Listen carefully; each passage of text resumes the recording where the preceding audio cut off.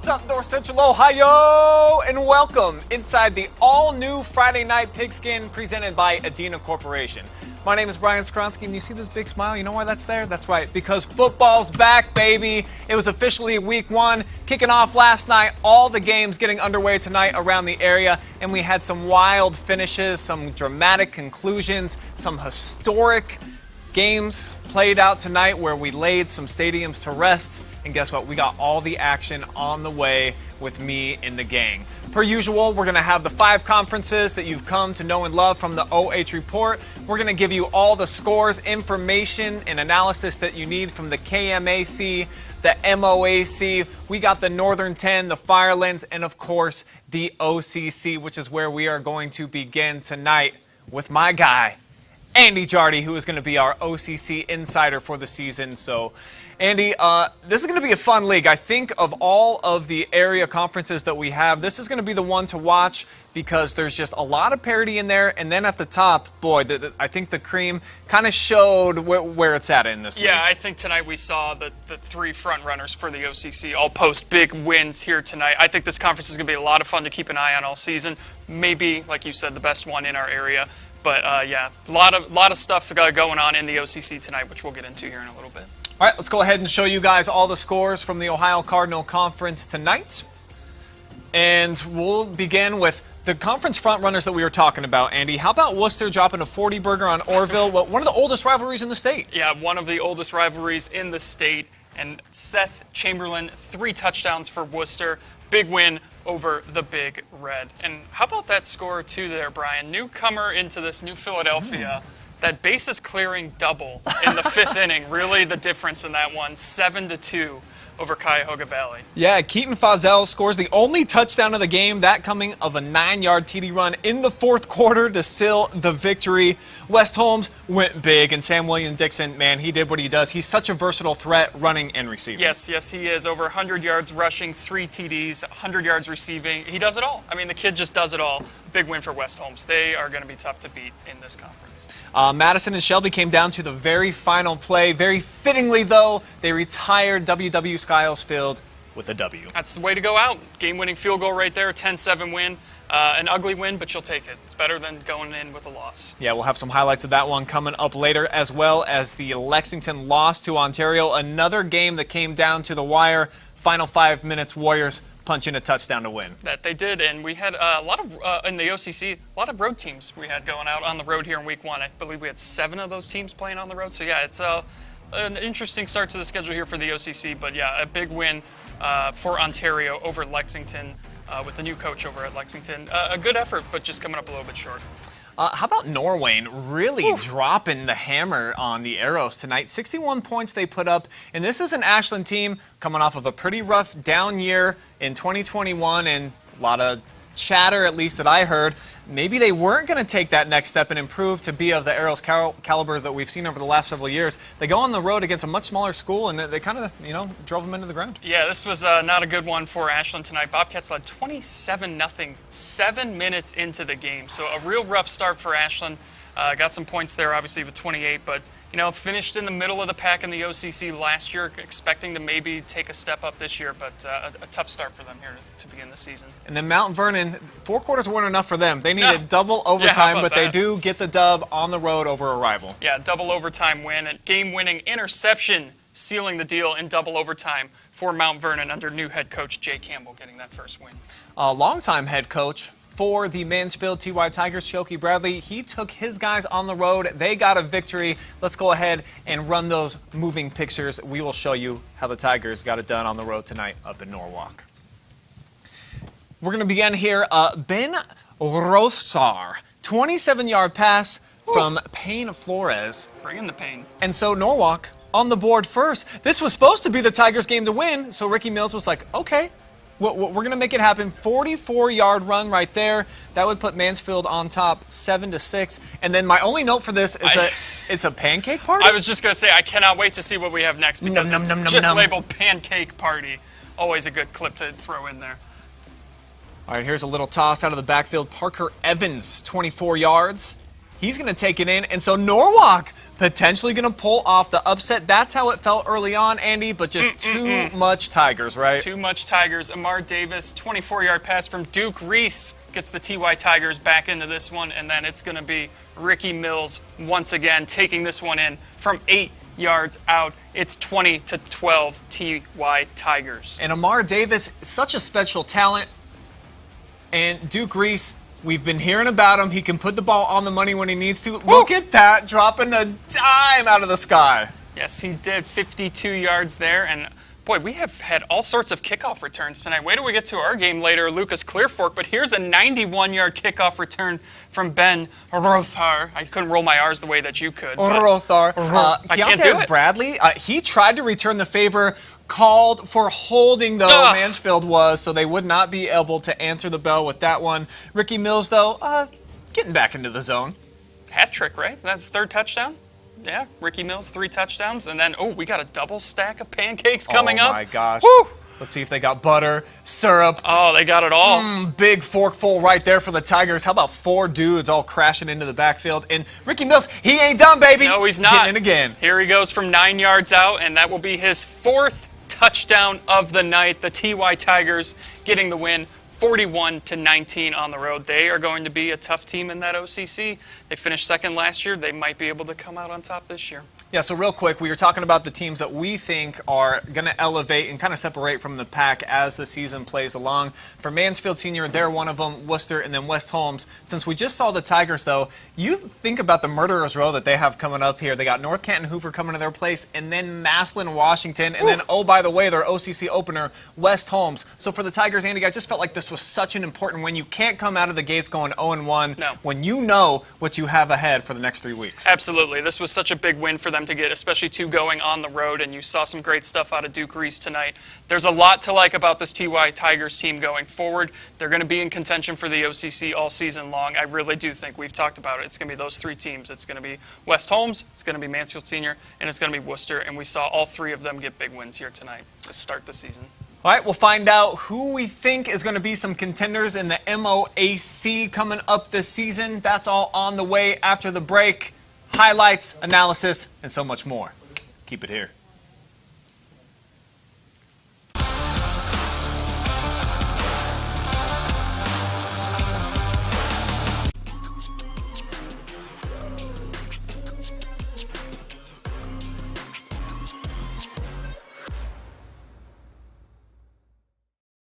At Knox Community Hospital, your primary care physician is more than someone who delivers your test results, more than someone who writes prescriptions, more than someone who listens to your heart.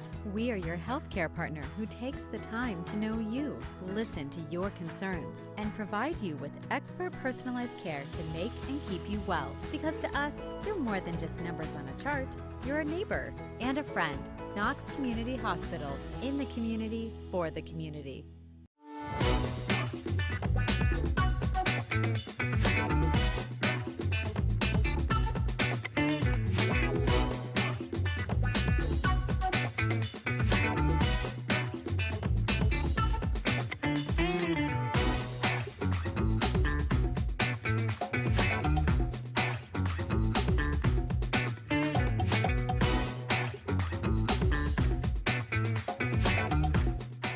We guarantee nobody else gets you closer to the action than our exclusive coverage. So give me a call, Brian Skowronski, and let's make you a part of the game. What's up, America? Brian Skowronski here, and if you want to see me and the gang chop it up with some unintelligent conversation, we've got the show for you. Check out the OH Report video podcast every Monday, exclusively right here on the OH Report.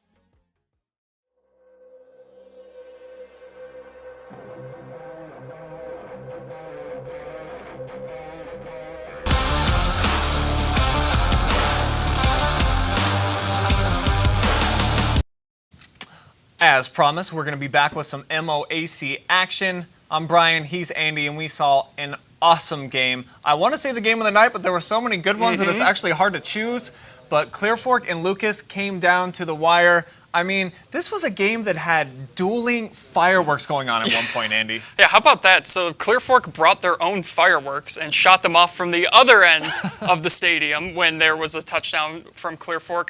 Great atmosphere, felt like a playoff game week 1. I mean, the place was packed. This was a really good game, lived up to the hype.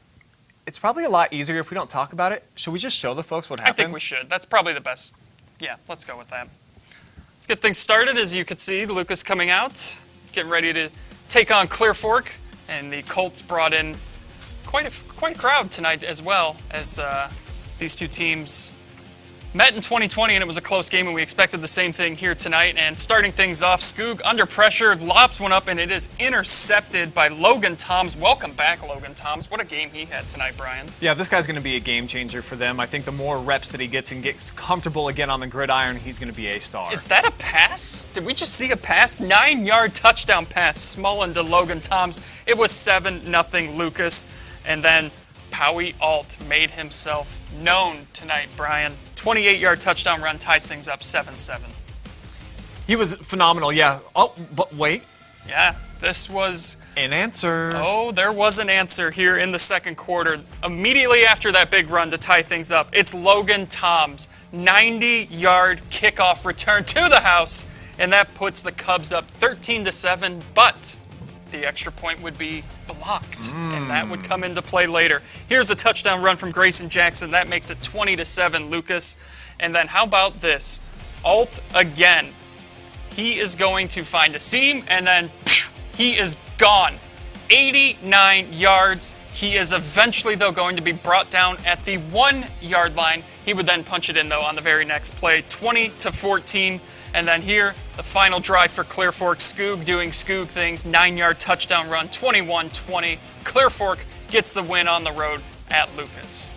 That's right. This was an awesome MOAC game. And with more on the league, let's send it over to Hayden Gray and Travis Berardi. Week 1, gentlemen.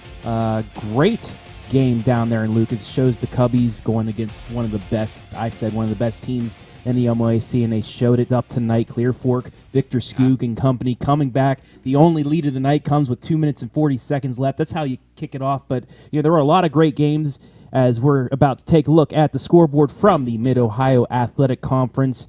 Clear Fork pulling things off here, 21-20, but there were a couple others. That Madison-Shelby game, you're going to have the highlight of that here coming up here momentarily, but some other scores. River Valley, that's another team, Hayden, that we thought had a chance of maybe spoiling some other teams' MOAC Conference champions, 31-20 over Upper Sandusky. McComb all over Galion, tough one for Matt Dick and company tonight. North Union as well over Pleasant. And then the one we saw earlier, we talked about Mount Vernon coming back. It was 7-0 Harding after 3 quarters, and that goes into overtime. But, I know you're so excited that you want to get to this highlight, the final game ever at WW Skiles Field. Hayden, I'm going to let you take it away with this, the final game. Yeah, so I had the opportunity to go over, obviously, tonight to WW Skiles Field. Last game ever played at the history at this field after almost 95 years of history. So just a fantastic evening. The weather was phenomenal. Let's go ahead, dive right into those moving pictures, see how this one unfolded here this evening. It was going to be a slow start. The first half, neither team, both displaying that rust, struggled to find things going offensively, and really it was about the turnovers in the first half. Madison was able to get one early there, and then in their own territory would hand the ball right back to Shelby just a few plays later. So it was just a battle of these, as you see Isaiah Ramsey picking that one off there. So scoreless at the break. It would come back to the third quarter, where finally Braden DeVito would find Casey Lance on the only touchdown of the night for Shelby, a 35-yard throw. Just phenomenal job there by him. And then they would be able to hold on for a little bit more of the quarter, but Madison wasn't going to go down into the night quietly. As we expected to. Madison, numbers are up and everything, and, they got the fight tonight. Just, we'll see how it goes down. So Cameron Kuhn would find Will Keppel on a 6-yard throw, tie things up late into the game. And then, of course, the kick we've all been waiting for the Casey brand. Lance.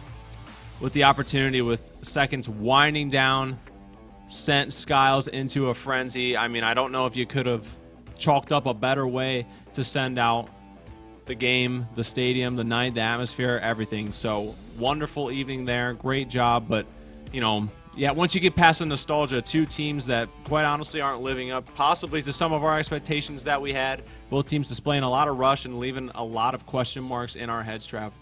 Hayden, you personally got to play on Skiles Field for the great Eric Will, who is here. He's in studio later. We'll talk to him. But just what were the emotions like there? This was, you got to play on this field. It's a historic facility. It's been there for, 90 years, I believe. Correct. And just what was it like? What was the emotion? I heard numbers maybe like 9,000 tickets were sold or something. Like somebody said it seemed like the place was packed all around, but just the atmosphere about that and then just the emotions at the end of that game, that was a perfect way to close that place out. Yeah, it was a great atmosphere. I don't know what a total attendance would be, but it was just the classic Skiles that I'll remember. Full stands and then people always surrounding the fence. The dog pound had a great display as usual. But yes, an opportunity for a couple of guys. I mean, Braden DeVito, a lot of playing time. This is his first game ever on Skiles Field, and it'll be his last. But they went out and did things the right perfectly. way. So a beautiful evening done right down there. And you actually, not one, but you had two great games that came down to the wires. Last night, you went over to Ontario for the backyard rivalry. Some people call it the Richland County Backyard Brawl. So I guess take it away with those beautiful videos for you. Yeah, let's go ahead and roll the clips from Ontario versus Lexington. Another beautiful evening, and it would start off beautifully for Lexington as Carter Newman, would break the school record for the longest touchdown run in Minutemen history, 97-yard touchdown to the house. This after a fumble from Lexington on their opening kickoff, so quite the recovery, able to strike first. But Ontario, again, similar to that Shelby game, they wanted to get back and respond quickly. So quarterback Bogdan Miller was going to connect with Dylan Floyd on this 35-yard touchdown that would square things up 7-7. Nice. Yeah, no one around him, checks to make sure, but Ontario able to get on the board here, and there would be no more scores. Plenty of fumbles, but nothing until the break. So this was going to come down to the second half. Here you see Lexington's A.J. Young connect on a 43-yard boot. That's what you like to see around here. Kickers kicking it through the uprights. But then Bogdan Miller got a counter on a 1-yard touchdown run, giving Ontario back the lead 14-7 heading into the final quarter. Lexington not going to go away yet. A.J. Young going to find freshman Braden Fogel, one of those kind of star athletes in our area, making his football debut for varsity football, and that's going to give them the edge again. But who is it but Miller for the Warriors? It just popped out of the back of the pile, too. He turned a 1-yard scramble into one of those dynamic plays. He extended it, and he's going to give Ontario a big win after getting shut out by Lex 45-0 last year. Talked to him after the game, and he said that one tasted really good. They've had that circled on their calendar since last season. And we got to talk to the Ontario coaching staff and some of their main players earlier in the week, and they just, they seemed like they had the schemes ready for it. And it's just another one of those great games in the rivalry where it was back and forth down to the final seconds, and kind of like Shelby-Madison, just all these rivalry games really living up to the hype this week. Yeah, certainly. I think that there was a lot of competitive football played, and a lot of those questions still that we have as to who really is going to take control of the league. It's just week one, but a couple of teams, competitive football, and that MOAC brand that we all know and love. And another brand that we all know and love is the KMAC. KMAC. Trav here coming with you with the scores from around the Knox Morrow Athletic Conference. So let's take a look at those scores from down there. Northmor, we'll get to that highlight. Kind of surprised me. I thought it was going to be a little bit closer. Northmor losing 11 players last year, 11 starters, but they get away with it. Fredericktown nearly spoiled Highlands night. It's a closer score than I anticipated. It was actually 7-7 late in the first quarter. Highlands stopped the Freddies on the 2 in the next play. A guy named Dane Nauman, 98-yard touchdown run. And guess what Dane did tonight? 31 carries, 300 yards in that one touchdown as Highland moves to 1-0. Danville-Worthington, this game was actually 19-17 at the half. Danville then outscored Worthington Christian 14-0 in the second half to pull away. Max Payne, 19 carries, 117 yards and 3 touchdowns for the Blue Devils. Utica Centerburg, that was tied at 19 going into the fourth, and then Utica pulls away for the victory by 7. Tyler Johnson, the quarterback of the Trojans this year, 33 carries, 165 yards, and 2 touchdowns. So, he's a big guy. He gets downfield, he will run.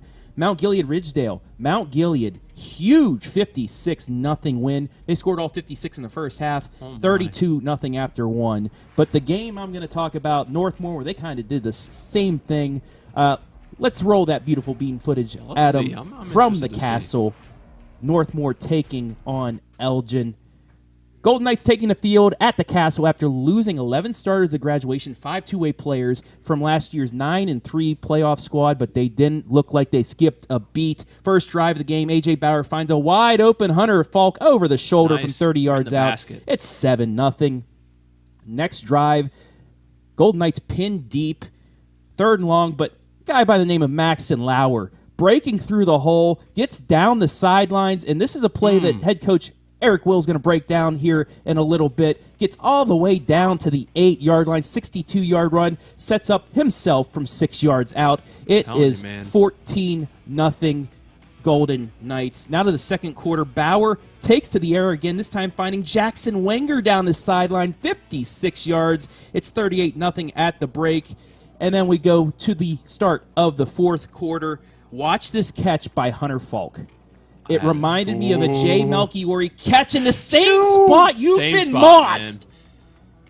Great camera job there as well. 45-0. You can't, although we got to get some defense in here. Watch the play of Charles Naylor. These are back-to-back plays. Just bust through the line for the sack, and then let's show one more time. It's not the same play. No, it's the very next play. It's like nobody touched him. Got the sack, forced a punt, and that is how the Golden Knights roll to 1-0. The Castle, they defended it very well tonight. 45-0. They are 1-0. Maxton Lauer, 23 carries, $170. He did pretty much all of that. 123 on the ground in the first half, 3 touchdowns. And then Bauer, 10 of 12 in his first start as a Golden Knight, 151, 3 touchdowns. He's looking like he is a seasoned vet out there. Golden Knights are 1-0. You see I'm pumped because that was some great football down there at the Castle tonight. Now, I am just really picking up on the fact that we have a backfield of Bauer and Lauer. I mean, that just sounds like a powerful pack punch coming at you. Bauer to Lauer. And I think you displayed it wonderfully. Maxton doing exactly what Maxton does. We anticipated seeing it, but great display by those Golden Knights tonight. Maybe, trying to make us give them a little bit more respect than other people are giving them. Well, and I remember talking to one Brian Skowronski during the Country Roads rankings when I put Northmor into my top 10, and Brian's like, I don't know. They've lost a lot. I said, hey, don't look down on those Golden Knights. They don't want to leave it up. Brian even looked at me and said, okay, I got you. I got you. Great game for the Golden Knights. Fredericktown, I said they might be one of the favorites. They put up a fight against Highland tonight and Dane Nauman and company. Centerburg against the tough Utica. There's a lot of tough games. What really impressed me was Mount Gilead, 56-0. They lost some main pieces from last year. They just roll Ridgedale. Danville, I thought was going to happen. K-Mac had a pretty good night, and we're gonna keep up onto that here coming up shortly. But Max Lauer, let's talk about him. Not only just the way he played tonight, he building that in the offseason, and just a great showing by him coming out. I actually talked to him before the game, and he said, I want that MVP magnet. I said, right. Show Everyone me that, and show me that I will give you that magnet if you show it up, and he did in a big way. But that was the K-Mac in a big way, but we're going to take a break and be right back with our coaches segment with Eric Will and head coach of Northmor, Scott Armorist, right after this.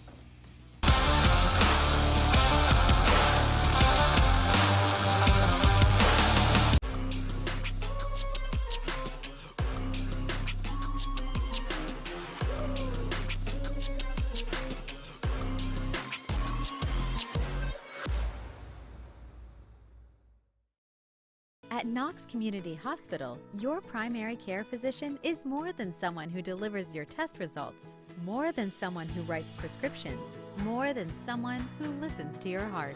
We are your healthcare partner who takes the time to know you, listen to your concerns, and provide you with expert personalized care to make and keep you well. Because to us, you're more than just numbers on a chart. You're a neighbor and a friend. Knox Community Hospital, in the community, for the community.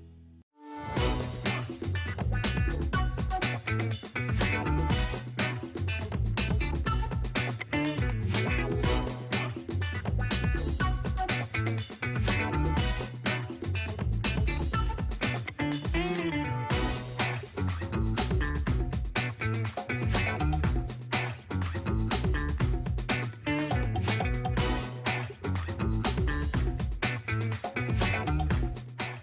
guarantee nobody else gets you closer to the action than our exclusive coverage. So give me a call, Brian Skowronski, and let's make you a part of the game.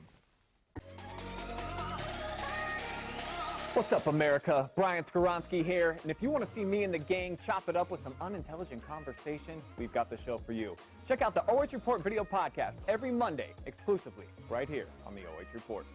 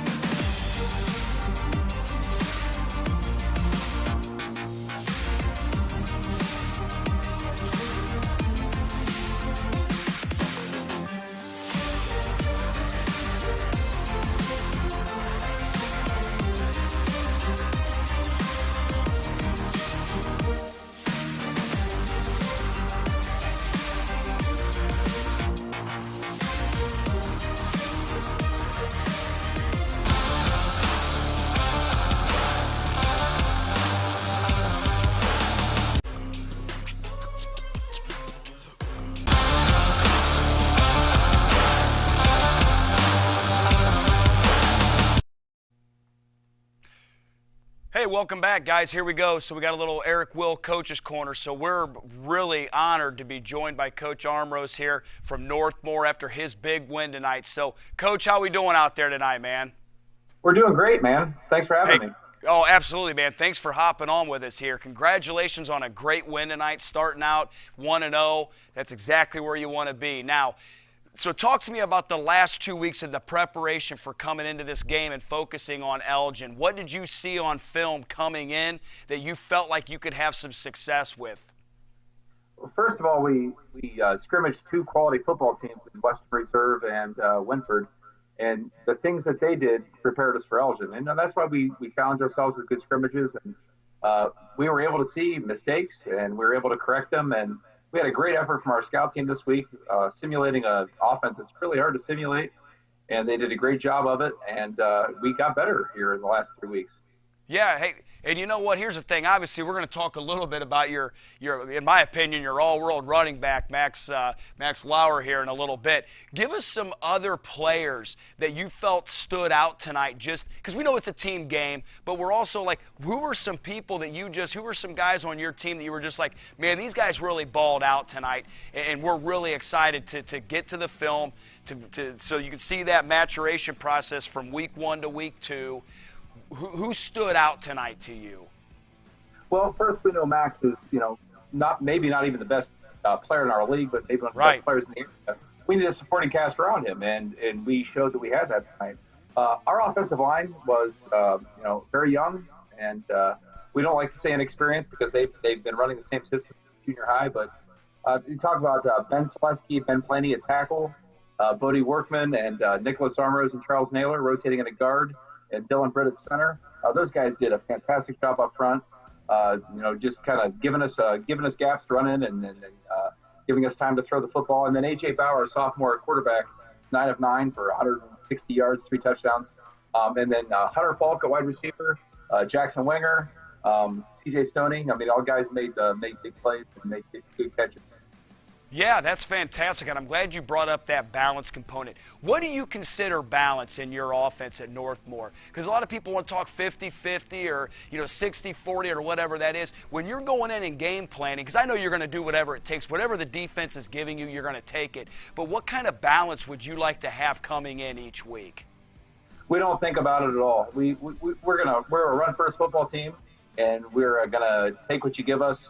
But at the same time, we have to show the threat. We have a running back like Max. Teams are going to be they're going to be ready to stack the box, play cover zero, and put everything at the line of scrimmage. And I think we've shown here the last few weeks that we're able to throw the ball just fine, and we're able to show balance when we need it.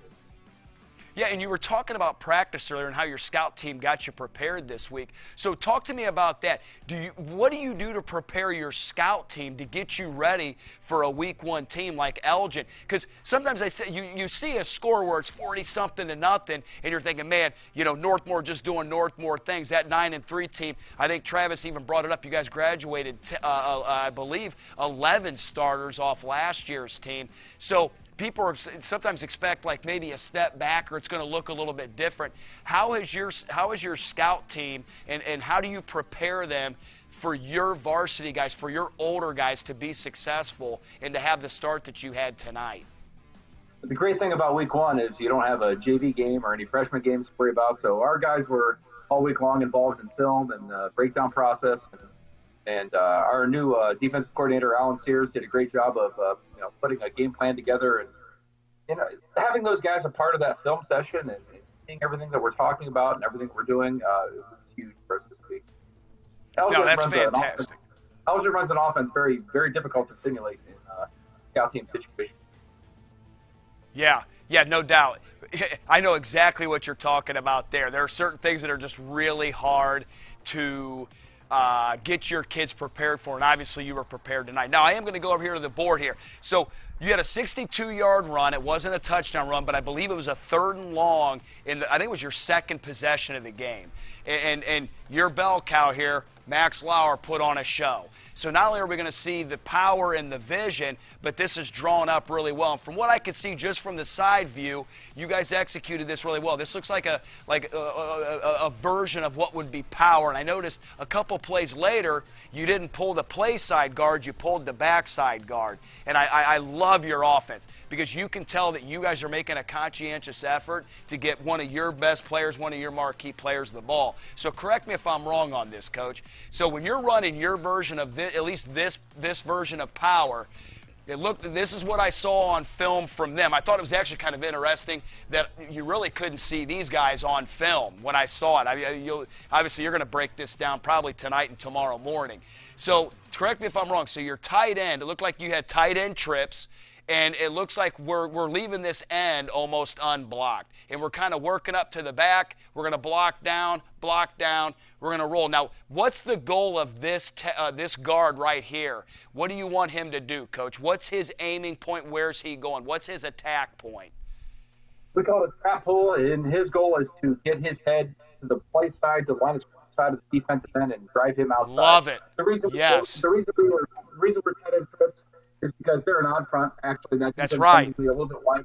He split out there to that trip side, so we were able to widen him out. And it's the third and long situation. The corners and safeties were both backed off. We weren't even on camera. Yes. So we get that end widened out, and our guard is head play side, and our backside guard is going to pull up in the hole and block. And I used to call this the skip pull. I notice he kind of backs out with his shoulder square, and it looks like he's kind of wrapping up through to help out on that backer or first opposite color that's going to show there. And here's what I like about this play, Coach. You got the numbers, man.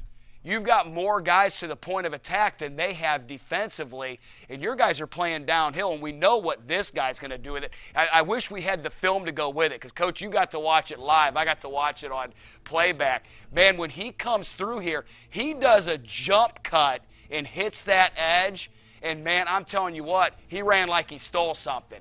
Because I'll tell you what, that was great speed. And then two or three plays later, I think he capitalizes and actually gets in the end zone, and you pull this backside guard. I just wanted you to know that I love this conceptually, especially against this defense, because they were outnumbered by the play call that you had. And to me, it's obvious that you guys, at least your coaches in the box even, they're seeing what's coming up. You know, defensively what they're seeing, and you guys are making the appropriate calls accordingly. So how do you guys go about that as we finish up here? Because I appreciate your time, Coach, because I know you're busy and you've got a life to live, but we appreciate you spending some time with us here on the OH Report. How do you when you're calling, do you and your offensive coordinator kind of go back and forth as far as like run game, pass game? How do you figure out who's doing what here? Who's making this call? Because this was a great call on a 3rd and long. Well, the good news is in our first drive of the game, we hit him on a play action pass deep, and then that just sends a message. Those safeties better stay back. That's right. And we decided to go tight end trips because we knew we'd widen that outside linebacker and we'd be able to kick him out. And when those safeties are backed off like that, you give Max running room, and we get everybody blocked at the point of attack, and you're leaving the defensive backs to make the tackle. You're in trouble. And because we have the ability to hit it with a play action pass, those guys were backed off. So we set it up very well. I get a great information from the box, and my assistant coach Philip Johnson, he sits up here and he tells me what he sees on the field, and we set it up really well with play action pass on the first drive of the game.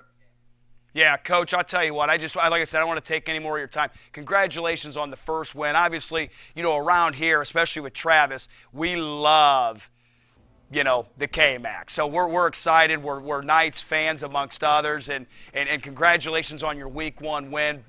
Continued health for your players, and have a great week of preparation. We appreciate your time, and thanks for joining us.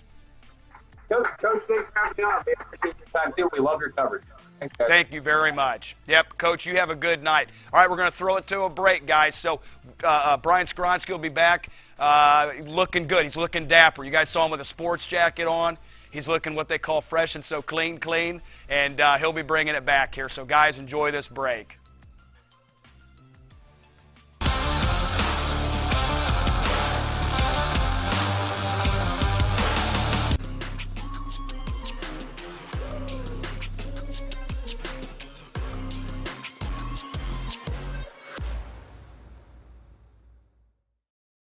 At Knox Community Hospital, your primary care physician is more than someone who delivers your test results, more than someone who writes prescriptions, more than someone who listens to your heart.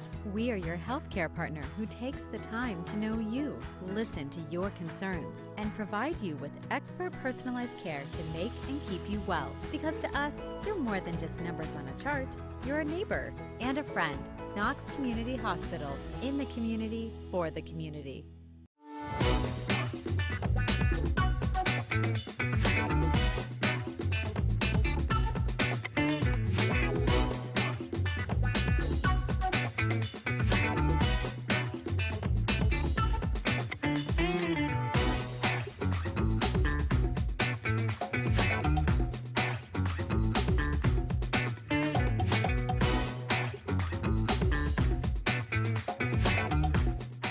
We guarantee nobody else gets you closer to the action than our exclusive coverage. So give me a call, Brian Skowronski, and let's make you a part of the game. What's up, America? Brian Skowronski here, and if you want to see me and the gang chop it up with some unintelligent conversation, we've got the show for you. Check out the OH Report video podcast every Monday, exclusively right here on the OH Report.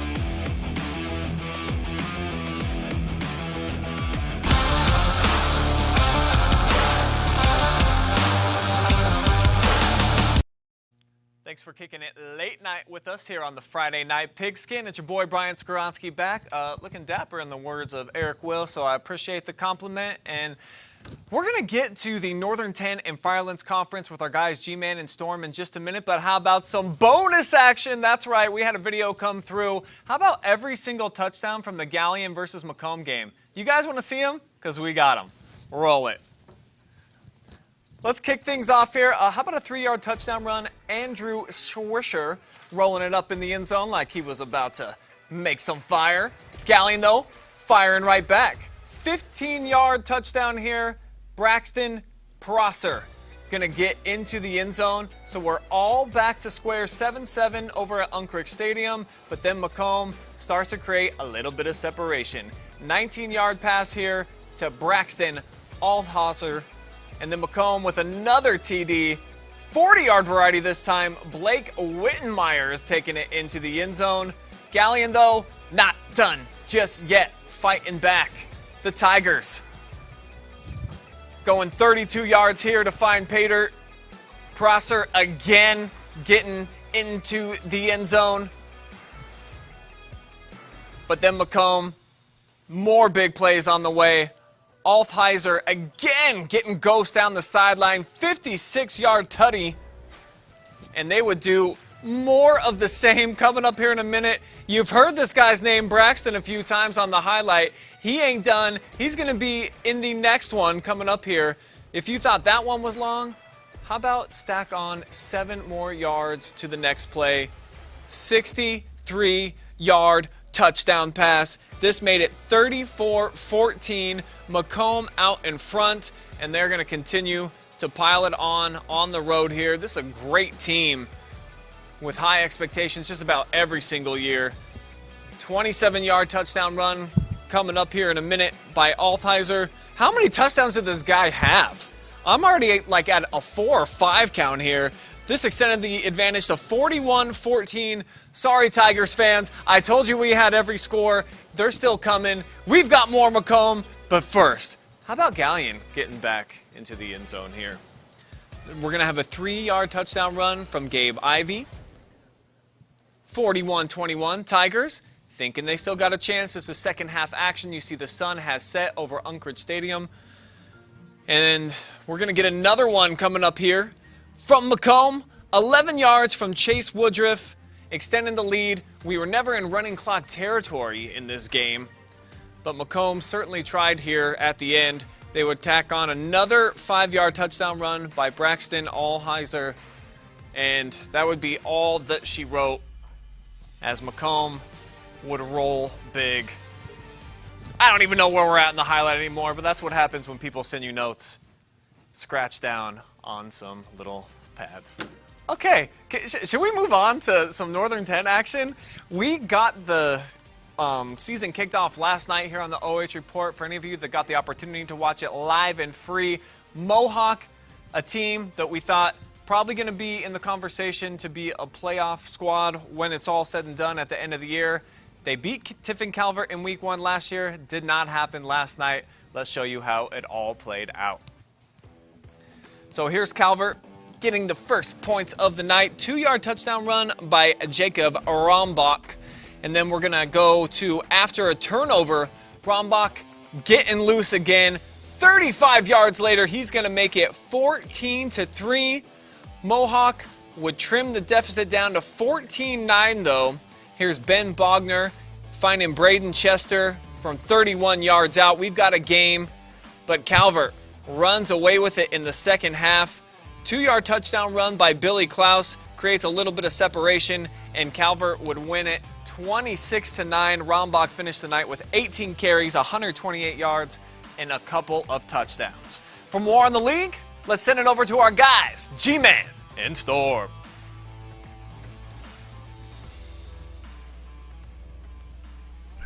Hey, what's going on, everyone? G-Man and Storm here on the Friday Night Pigskin. Garrett, it's been a long night, a lot of fun. Friday night's back. I mean, it is finally back. Football is here. We're just a couple of weeks away from college, only a month away from the NFL. But for right now, it is high school football, and it has never felt so good. Yeah, Storm, it's time for the high school ranks to take their shine and get what they deserve. And we're doing it here on the OH Report on the Friday Night Pigskin. Storm, I'll let you kick it off, the Northern 10 scores, and get into this. Well, let's take a look at the Northern 10 scores, if we are able to do so. We had a lot of good games here on the OH Report and around the area.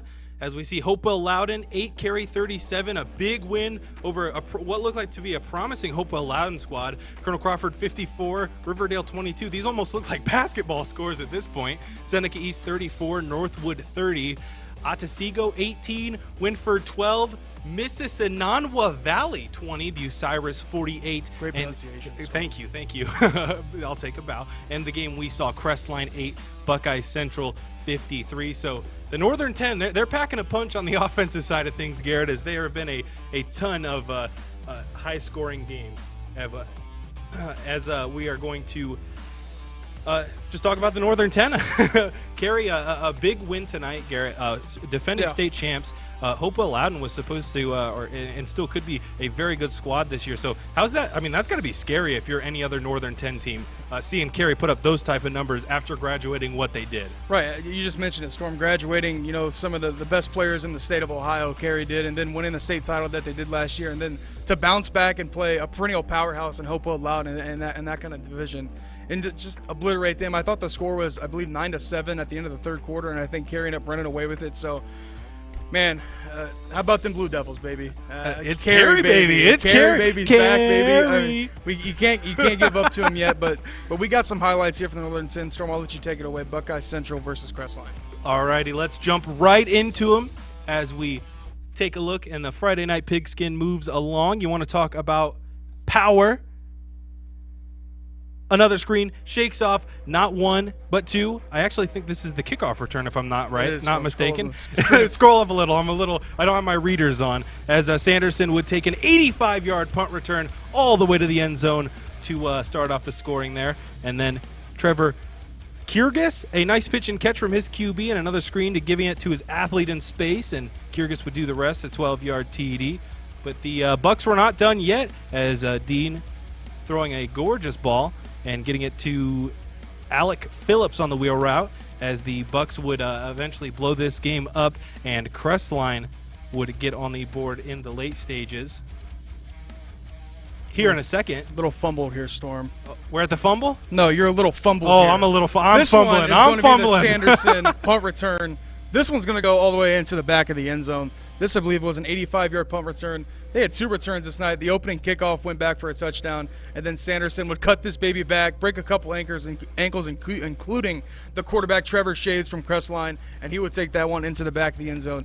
This would be the Trevor Kyrgios screen going from 12 yards out into the touchdown to make it, a blowout already, but just adding some icing to the cake. And Dean with a beautiful ball right here on the wheel route, just dumping it in a basket, going to the back of the end zone for 6. I got this one. Garrett. Crestline would get on the board in the late stages to make the score look a bit better as Trevor Shade would sneak this hush puppy in from a few yards out as your final from Buckeye Central was 53-8 in favor of the Bucks. And Garrett, week 1, I feel like a lot of jitters, a lot of high-scoring games here like we've been talking about. Not even in just the Northern 10, but the game you were at, Crestview, a high-scoring game and a ton of offense. Yeah, Strom, before we get into those Firelands Conference scores, I want to wrap it up here at the Buckeye Central. These two teams played each other last season, and Buckeye Central did defeat them last year, 45-12, and then doing the same thing this year, 53-8. So Buckeye Central with back-to-back home season openers. I believe that's the first time they've done that since 2014. But let's kick it over to the Firelands Conference and see how that conference was shaken up yesterday and today. Thursday night, Friday night lights. We'll save that Lownville-Crestview score for last. We'll start with Wellington versus Western Reserve. Western Reserve, the Rough Riders, able to pick that one up at home. Plymouth was able to go on the road and beat a tough Oberlin team, 42-14. And then how about this one? Ooh, South Central. here we go. This one was a tough game, man. High scoring too. Only a 1-point victory for South Central. Chippewa couldn't go on the road and defeat the Mounties. They lost 32-10. And then Monroeville not able to go on the road and defeat Lakota. But let's go back to that Crestview game, Storm. What a game it was for the Cougars. They lost a couple guys last year and got so close, making it far in the tournament. But talked about earlier, Carey was able to knock them off and eventually be the state champion. Let's roll the Crestview Lownville highlights and see really what happened out at Scott Bailey Memorial Field. And the first touchdown, Storm's going to go to Wade Bolin. Bowling. This guy's going to be bowling all season. 7-0 early Cougars. And then Strike. This is going to be the guy coming up here on the highlight who's going to have to try to replace the stud, the Cougar legend, Connor Morse. This one's going to be Addison Raymer. He's going to reach across the pylon here and make this 14-0 as the Cougars are really rolling out of the gate. This one's going to come from none other than Mr. Wade Bolin, Mr. Wade Room, Mr. Jack. What? When you need 2 yards, you got to give it to Wade Bolin. The dude is a stud. The dude is huge. He's ripped from top to bottom, and then a beautiful pass, a little bit of a miscommunication in the Lownville secondary as Sean Bailey is going to pick up the 27-yard strike from Hayden Kuhn. As now it's 28-0 Storm. And Kuhn once again is going to find Tyson Ringler on a rope, and he's going to sneak right in for 6. 35-0 right before half, Storm, but Hayden Kuhn would throw an interception, and Matthew Sprang and Micah Simpson would hook up for a connection for the end zone, making it 35-7, so just a bit closer before halftime. But Lownville would have a beautiful play call on this next play. They ran this play the play before, seen that Peyton Regan was sneaking out of the backfield wide open, caught it right again, and hit him out of the backfield field wheel route. 35-14, maybe a game here coming up. Chris would respond with a long TD of their own. Addison Raymer with a good mix of run and pass, capping it off with that Raymer touchdown, 42-14. And this would be the icing on the cake for the Cougars. Addison Raymer pick 6 all the way from the 50-yard line as Crestview caps off this one with a huge 49-14 win. They did it last year, beating Lownville 45-25. Dun-dun-dun. We got another score. Huron knocking off St. Paul. Wow. That's a bit of a surprise well, to me. I'm taken aback a little bit by that. So, oh, my bad. I didn't read the score. 41. We can see them. Huron 41, St. Paul 7. So St. Paul, that's surprising. Wow, and I thought maybe St. Paul would compete in the Firelands Conference, but after that, that's a wow. Yeah, I know. I'll leave it at that. But talk about Crestview here for a second, Storm, before we throw it back. Just we didn't know really what to expect. I know we've been talking them up, but I was kind of getting a little nervous for them. They were kind of showing me a little bit of overconfidence. I didn't know if they were going to be able to handle Lownville. I know a team that 1-9 last year, now moving into the KMAC, had struggled a bit, but kind of that chip on their shoulder, the bulletin board material we've been giving them all summer. Yeah, for sure. And they were able to handle it. But what do you think about that? Yeah, I mean, when we were out, shooting the Pride documentary, we had conversations back and forth where we didn't know if this would be the same Crestview, but they're doing what they do best, and that's playing great defense and converting it into points. Giving themselves short fields, at least they did in this week number 1 matchup. So giving themselves a short field and taking opportunities when they can get it. I did want to mention, though, somewhere in the world, Linda Mendoza has a broken heart because her Willard Flashes put up a bunch of points, but it wasn't enough to get it done tonight. I'm even wearing the Willard Flashes crimson. We have the crimson backdrop. The entire wall is crimson Flashes colors. So. But the Cougars won, so maybe that'll put a little Band-Aid on it. So I don't know, Storm. I think that's going to do it, though. We're going to take a quick break here on the Friday Night Pigskin. Thank you all so much for staying up so late. We'll be right back after this.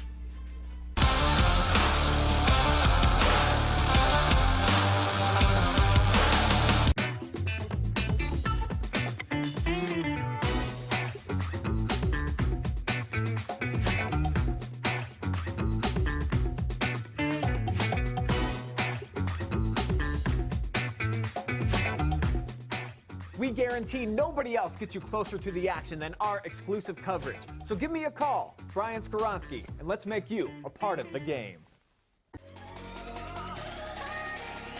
What's up, America? Brian Skowronski here, and if you want to see me and the gang chop it up with some unintelligent conversation, we've got the show for you. Check out the OH Report video podcast every Monday, exclusively, right here on the OH Report.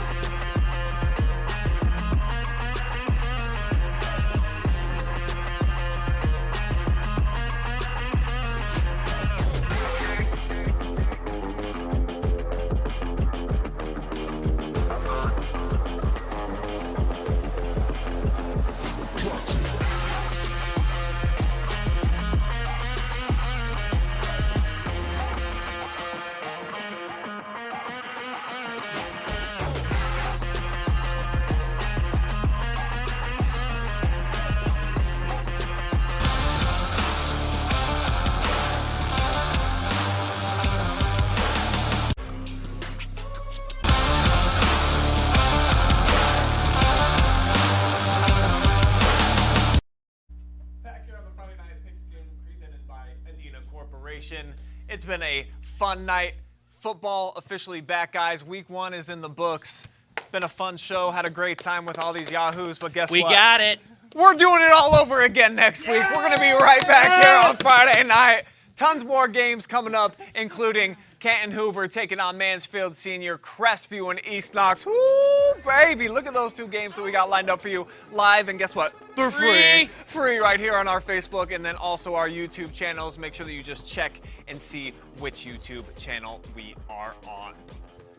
More live games coming up next Friday, including Winford at Pleasant and Wadsworth versus Worcester. Wadsworth. Say that 5 times help fast. Me? Wadsworth. Okay. Worcester, yeah. They're Woo, yeah. So, oh yeah, I'm the only one who can talk here. Sorry. All right. So we got those 2 games also going to be live and free on the OH Report, and plenty of highlights as well on the way, including Galion at Cary. Can the defending state champions of Division 6 get a big win over Galion? Shelby Lexington, 2 Richland County rivals going head-to-head. Whippets on the road for the first time. Brian, does Shelby start off 2-0? Like some people were asking, maybe they might. No. Please quit talking into my breast. All right, let's move on. That's what we got, right? Okay.